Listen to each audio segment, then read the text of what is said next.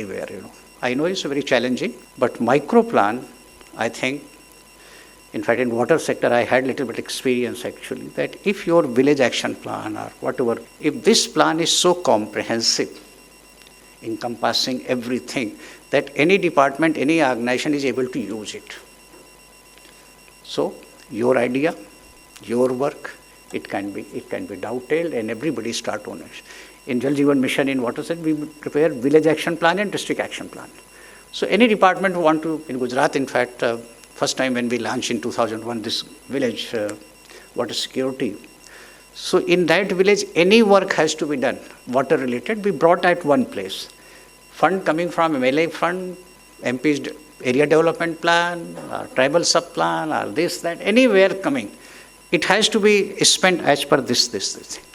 So I take liberty here, all 4 states officer, DG himself is present. I think if we are able to develop this area development plan, very comprehensive, that each and every department, each and every organization, even some NGO, some philanthropic work, somebody want to invest there, they should use this plan.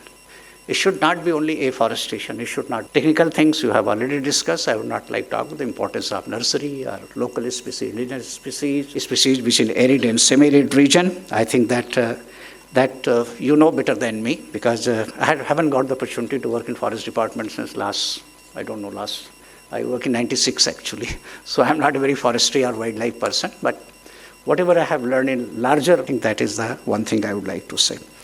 Lastly, I think I must compliment Sankla Foundation, the young team, Ministry of Environment and Forests, particularly Haryana Forest Department, Mr. Vivek Saxena and VCCF and others who came together. And in last stages, MOEF and senior officers from NAB and others, how they help basically curate this kind of conference, bring everybody together. Friends, while closing, I genuinely wish you all very best in this endeavor. But please make it that whether tangible or intangible benefit, and these cultural, especially socio-economic, ecological, ecosystem services, they should be so profound, so much highlighted, that instead of direct mining or any other exploitation, I think vis-a-vis that, if somebody does this thing, that yes, these are the things. In fact, people like my generation, when we went to Gujarat in 1990, 85 to 87 was drought years. And we realized the value of, and imagine this, once this realization came to people in Gujarat, today I have no hesitation in saying here that one of the major reason for Gujarat faster socio-economic development, especially economic growth, is water security. One of the major, so here, Dr. Pandey is here actually, and for forestry also, water is the limiting factor.